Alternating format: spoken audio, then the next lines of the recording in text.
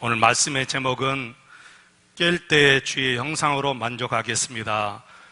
여러분 이미 읽으셨지만 15절 말씀 우리 같이 한번 더 읽어보실까요? 15절 우리 다 같이 읽겠습니다. 나는 의로운 중에 주의 얼굴을 배우리니 깰 때의 주의 형상으로 만족하리다. 아멘. 깰 때의 주의 형상으로 만족하겠습니다. 여러분 이 말씀이 무슨 말씀인지 얼른 이해가 가십니까? 깰 때 내가 주의 형상으로 만족하겠습니다. 이 말씀은 이 땅의 것으로 해결의 결말을 삼지 않겠습니다. 그런 뜻입니다. 이 땅의 것으로 해결의 결말을 삼지 않겠습니다. 사람이 세상을 살다 보면 수많은 사람을 만나고 또 여러 가지 많은 일들을 당합니다. 거기서 일어난 일들이 여러분 얼마나 많습니까? 그 일들 중에 정당한 일이 있을 수가 있고 또 부당한 일이 있을 수가 있고 또 내가 이해할 수 있는 일이 있을 수 있고 또 이해 불가한 일이 있을 수가 있습니다.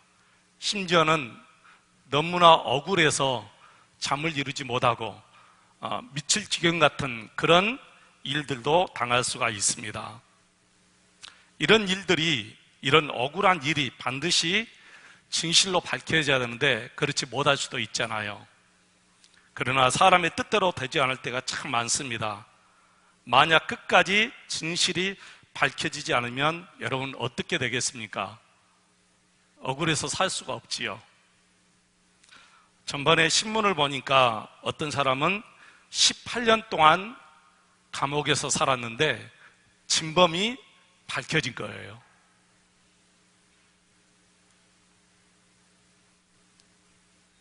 이분은 18년을 감옥에서 억울하게 보냈습니다. 얼마나 억울하겠습니까, 여러분? 이런 경우를 두고 다윗은 이렇게 결론을 내립니다.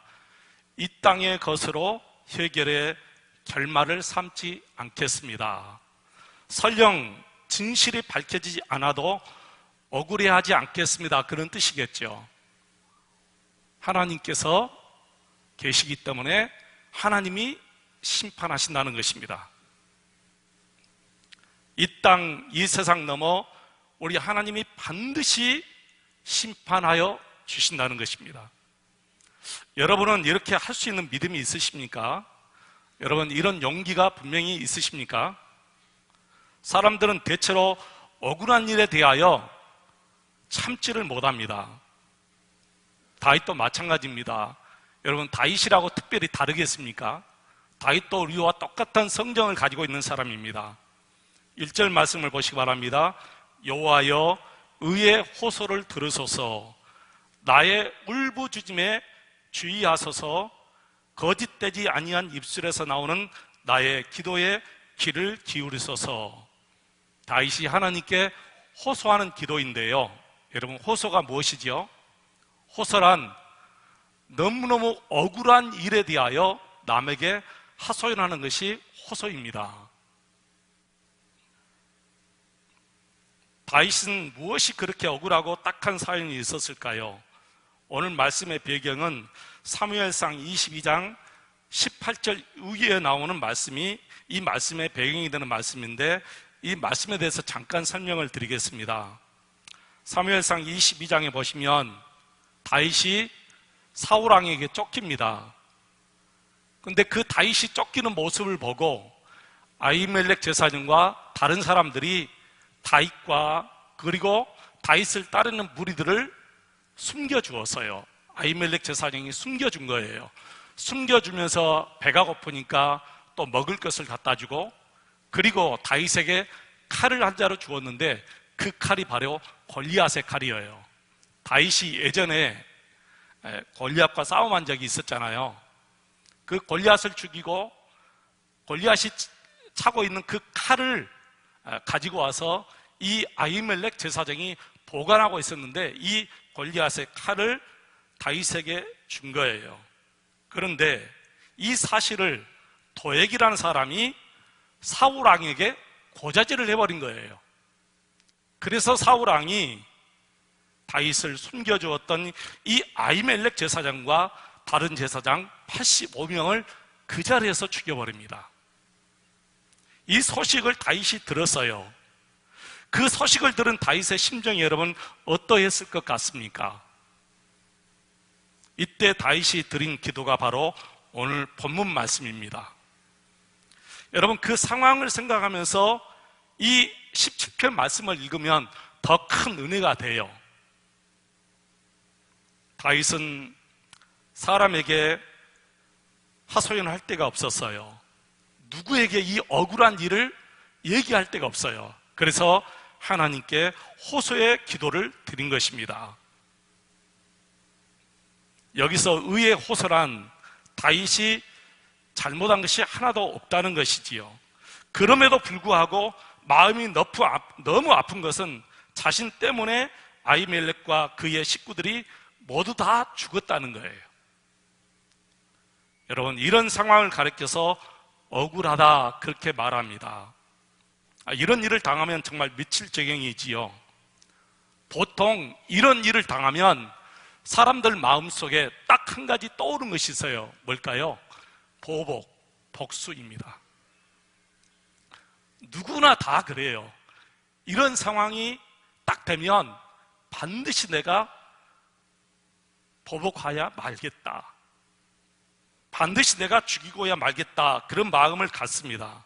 그런데 다윗은 복수의 마음이 아니라 하나님께 호소의 기도를 드린 것입니다. 이런 엄청난 일을 당했지만 다윗은 감정으로 치우치지 않아요. 이성을 찾습니다. 자기의 감정대로 나가지 않습니다. 이 말씀을 보면 참 다윗은 대단한 사람이면 틀림이 없어요.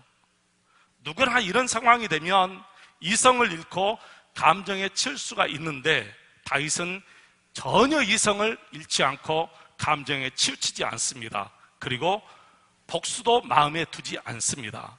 전부 하나님께 맡기는 거예요. 하나님께서 처리해 주시기를 바라는 마음입니다. 여러분, 어떻게 그 사실을 우리가 알 수가 있지요?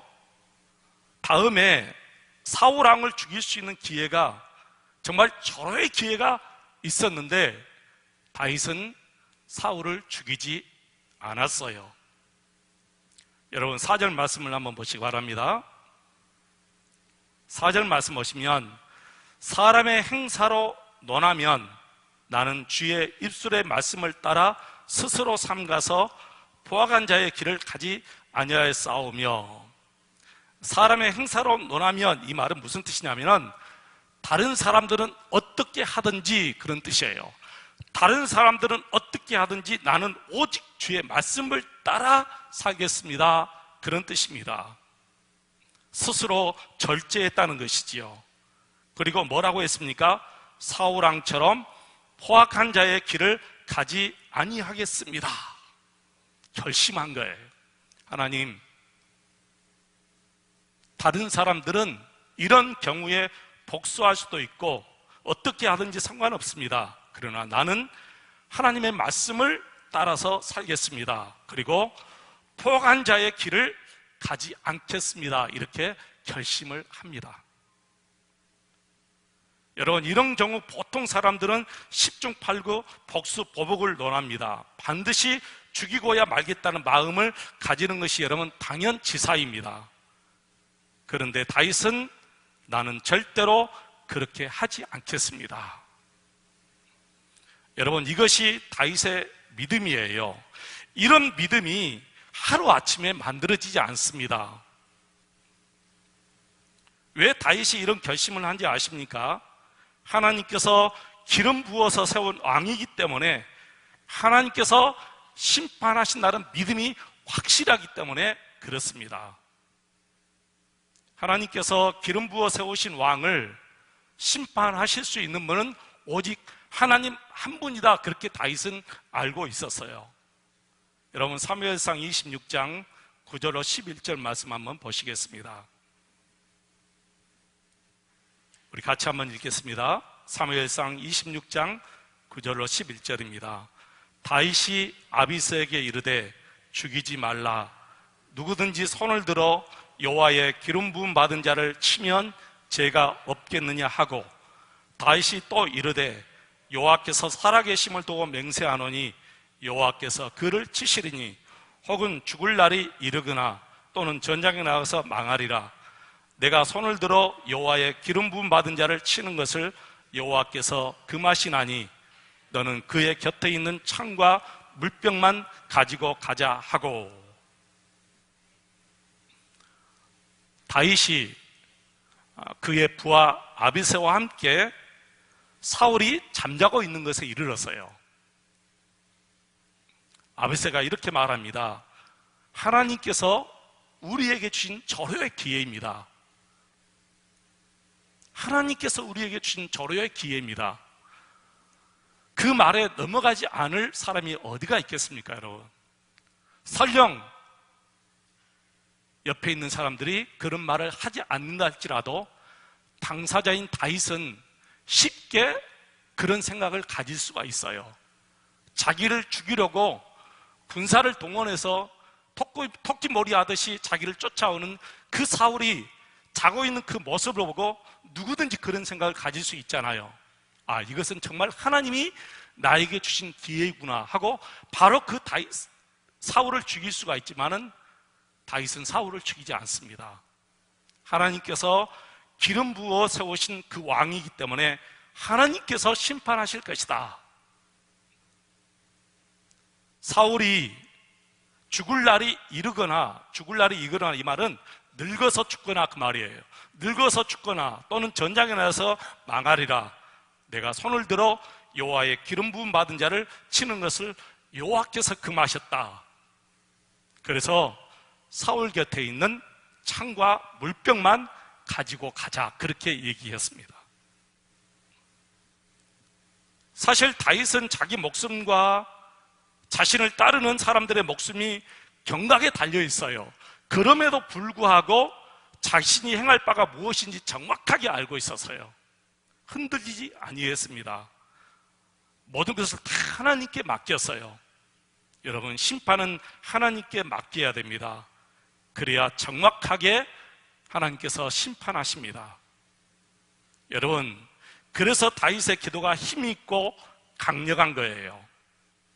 오늘 본문 1절을 보시면 의의 호소를 들으소서라고 기도하지요. 2절을 보시면 자신의 마음을 살펴서 주의 눈으로 공평함을 살펴달라고 기도합니다. 그리고 3절을 보시면 밤에 자신에게 오시어 자신을 살폈으나 흠을 찾지 못하였다고 하였습니다. 그리고 입으로 범죄하지 않겠다고 다짐합니다. 입으로 범죄하지 않겠다, 이 말은 더 이상 하나님께 원망하지 않고 불평하지 않고 누구를 저주하지 않겠다, 그 말입니다. 아마 이런 경우에 가장 쉽게 나오는 것이 하나님께 대한 원망, 그리고 그 원수를 향한 저주가 아니겠습니까? 근데 다윗은 내가 입술로 하나님께 범죄하지 않겠습니다 라고 다짐을 합니다. 그리고 원수의 압제 속에서 자신을 구원해 달라고 하는 기도를 계속 드리죠. 여러분, 6절로 9절 말씀까지 다시 한번 우리가 읽어보겠습니다. 6절로 9절 말씀까지 다시 읽겠습니다. 하나님이여 내게 응답하시겠으므로 내가 불렀사오니 내게 귀를 기울여 내 말을 들으소서. 주께 피하는 자들을 그 일어나 치는 자들에게서 오른손으로 구원하시는 주여, 주의 기이한 사랑을 나타내소서. 나를 눈동자같이 지키시고 주의 날개끈을 아래 감추사 내 앞에서 나를 압제하는 악인들과 나의 목숨을 노리는 원수들에게서 벗어나게 하소서. 아멘. 여러분, 우리는 반드시 하나님의 보호하심을 믿어야 됩니다. 하나님께서 나를 눈동자같이 지켜주시고 주의 오른손으로 나를 붙드신다는 거예요. 반대로 사울왕과 그를 따르는 사람들의 생활과 마음이 어떠했습니까? 여러분, 10절 말씀 보시겠습니다. 10절 다 같이 읽겠습니다. 그들의 마음은 기름에 잠겼으며 그들의 입은 교만하게 말하나이다. 여러분, 기름에 잠겼다 이 말은 저들이 먹고 배불러서 완전히 떵떵거리고 사는 것을 얘기합니다. 먹을 것이 차고 넘치는 것을 얘기해요. 기름에 잠겼다.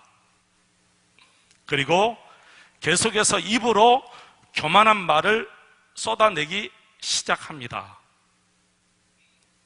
그들의 입은 교만하게 말하나이다. 사람들이 모든 것에 만족하면 입의 말부터가 여러분 달라집니다. 누구나 다 마찬가지입니다. 여지 없습니다. 성자가 있다고요? 천만의 말씀입니다. 재물이 많아지면 입이 거칠어지기 시작합니다. 정치를 등에 업으면 입이 거칠기 시작해요. 권력이 있고 재물이 많아지기 시작하면 누구나 다 입이 거칠어지기 시작하고, 그리고 그 사람 입에서 나오는 말이 사람을 살리는 말보다는 죽이는 말을 더 많이 하게 됩니다. 사울왕이 그랬다고 다윗은 얘기합니다. 그들의 마음은 기름에 잠겼으며 그들의 입은 교만하게 말하나이다.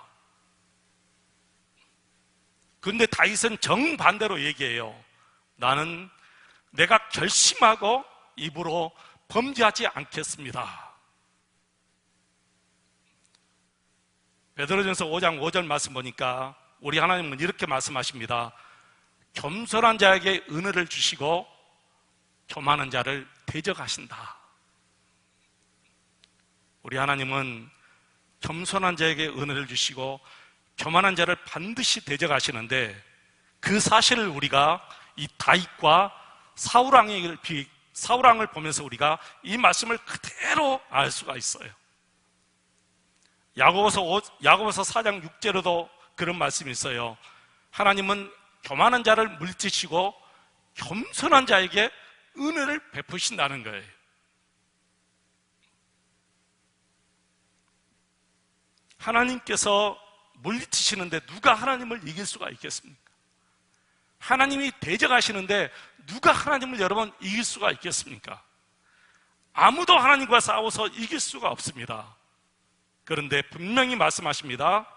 하나님은 교만한 자를 원수처럼 여기고 원수를 대적하듯이 하나님께서 대적하시고 물리치신다는 거예요. 하나님이 사울왕을 물리치셨습니다. 그리고 겸손한 다윗에게 다시 그 왕권을 회복시켜 주셨습니다. 사울이 다윗에게 어떻게 했는지 보시기 바랍니다. 여러분 11절, 12절을 다시 한번 읽겠습니다. 11절, 12절 같이 읽겠습니다. 이제 우리가 걸어가는 것을 그들이 에워싸서 노려보고 땅에 넘어뜨리려 하나이다. 그는 그 움킨 것을 찢으려 하는 사자 같으며 은밀한 것에 엎드는 젊은 사자 같으니이다. 아멘. 사울왕이 자기 자신을 쫓아오는 것을 젊은 사자가 토끼 머리하듯이 그렇게 본 거예요, 여러분. 다윗이 얼마나 두려웠으면 이런 기도를 하나님께 드리겠습니까? 하나님, 사울이 나를 쫓아오는 것이 젊은 사자가 그 어린 토끼 머리를 한 것처럼 그렇게 보입니다. 그런 말이에요. 그럼에도 불구하고 다윗은 전혀 흔들리지 않고 계속해서 이런 기도를 드리죠. 여러분 13절 말씀을 읽겠습니다. 13절 같이 읽겠습니다.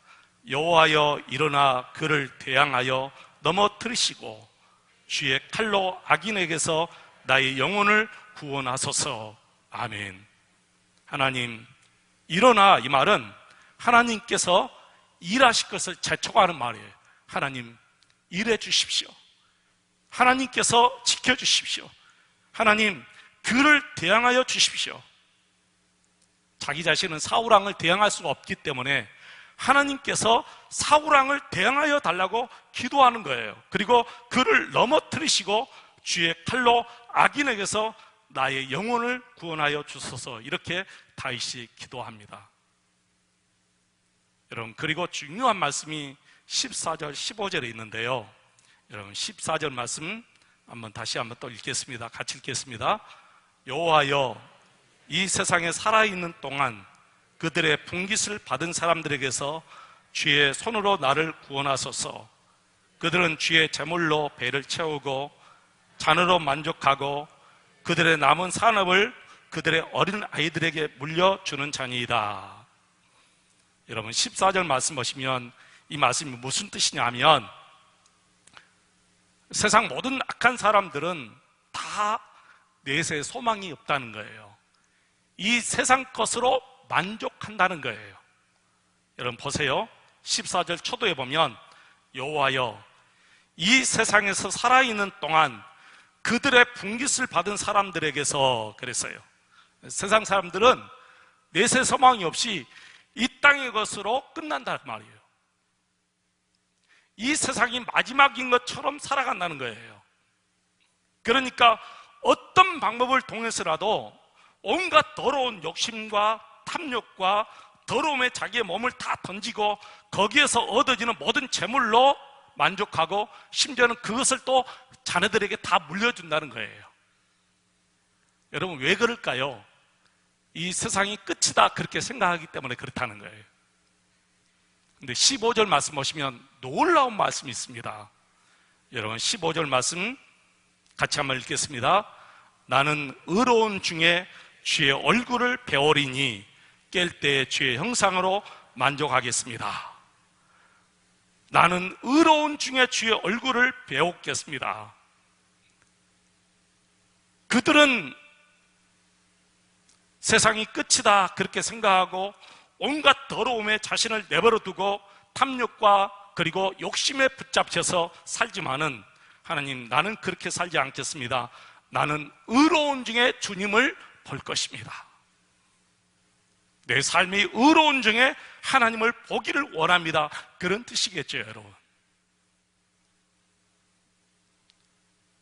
그러면서 결론을 이렇게 짓습니다.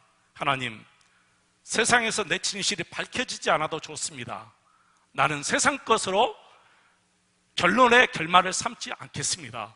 대신 내가 깰 때에 하나님 나라 가서 주의 얼굴을 보면서 내가 만족하겠습니다. 이렇게 기도를 마칩니다. 나는 저와 여러분의 기도가 이런 기도, 그리고 우리의 삶이 이런 기도가 되었으면 좋겠습니다. 여러분, 부럽지 않습니까? 여러분, 다윗이 부럽습니까? 사울왕이 부럽습니까? 수많은 재물과 수많은 권력을 손에 쥐고 그렇게 살아가는 사울이 정말 부럽습니까? 아니면 쫓기면서까지 하나님, 나는 의롭게 살겠습니다. 설령 이 억울함이 내가 이 땅에서 밝혀지지 않아도 나는 좋습니다. 하나님 나라에 가서 내 의로움으로 하나님을 볼 수 있도록 해주십시오. 여러분, 누가 더 부럽지요? 다윗이 더 부러우시기를 축원합니다. 다윗이 더 부러우시기를 축원합니다. 저는 한참이나 이런 생각을 했어요. 아, 사람은 예수 믿어도 변하지 않겠구나, 그런 생각을 했어요. 저 자신을 보고 그런 생각을 한 거예요. 누구를 보면서 그런 생각을 한 적이 없어요. 내 자신을 보니까, 아, 사람은 예수 믿어도 완전히 변화되지는 않겠구나, 그런 생각을 했어요. 어쩔 수 없이 죄를 짓고 또 회개하고 하나님 앞에 나와서 또 회개하고 또 나가서 또 어쩔 수 없이 죄를 짓고, 아, 사람은 예수 믿어도 그렇게 살 수밖에 없겠구나, 그런 생각을 했는데 지금은 완전히 생각이 변했습니다. 예수 믿으면 사람은 완전히 변할 수 있겠구나, 거짓말하지 않고 살 수 있겠구나, 욕심 부리지 않고 살 수 있겠구나, 누구를 미워하지 않고 살 수 있겠구나, 그런 생각이 완전히 들어요. 여러분은 어떻게 생각하세요? 예수 믿어도 여전히 죄 가운데 살면서 주일날은 주님 앞에 나와서 또 회개하고 또 밖에 나가서 또 우리 생각대로, 아, 어쩔 수 없이 이렇게 죄를 지었다, 이렇게 생각하면서 평생 살 수밖에 없겠습니까? 아니면은 예수 믿으면 반드시 완전히 새 사람 될 수 있겠다 이렇게 믿으십니까? 여러분, 예수 믿으면 완전히 새 사람 됩니다. 거짓말하지 않고도 얼마든지 살 수가 있고요, 남을 속이지 않고 정직하게 얼마든지 살 수 있고요, 더 나아가서 남을 미워하지 않고 예수님의 사랑으로 얼마든지 사랑으로 사랑할 수가 있습니다. 다윗이 우리에게 그것을 지금 보여주고 있잖아요.